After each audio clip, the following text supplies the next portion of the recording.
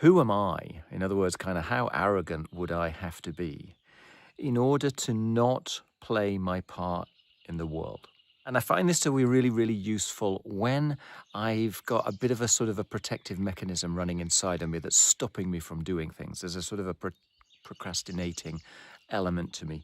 Or maybe I'm unsure of the next step. There's a conflict, a confusion, there's a schism between head and heart, something like that. And there's a sort of an inclination inside of me, therefore, to kind of stop, to do nothing, yeah? Who am I to not exhibit whatever it is that I'm supposed to be here on this planet for? How dare I not follow my golden path? Because it's very easy to get into your ego, to get into your thought process, to start to ruminate and to come to conclusions which are terribly ego-centered, and to kind of forget that we're not really an individual, that we are a part of oneness, of allness.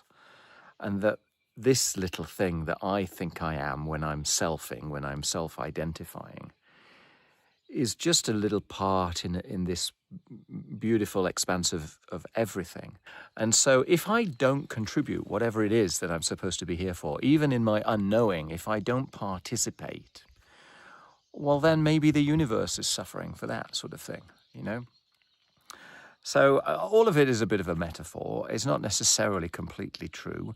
There are certainly times, for example, I'm not suggesting that you should play hard out every day, for all time. You know, there are times when showing up, participating in life might be, you know, giving 25% of your energy because for some reason that day just doesn't work. So I'm not saying that this has to force you into a certain direction, but that it's a tremendously useful way of addressing your mindset when you find there's this sort of protective reluctance, which is kind of dragging you down, which doesn't seem to be very helpful. Yeah, how dare I? Who am I? Who would I have to be to not play my part in this beautiful world? That's sort of an idea.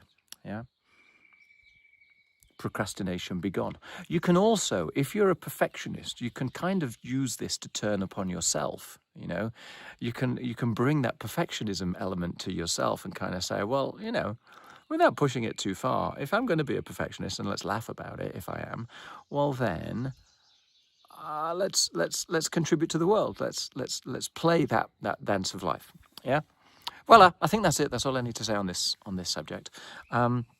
I'm doing a whole lot of these little videos, tiny little videos, just thoughts, nuggets on what it is that I've learned. So if you're interested, subscribe, because there'll be loads, 10s, 20s, maybe 100, maybe more, I really don't know. And I'll see you on the next one. All right, cheers, take care, bye.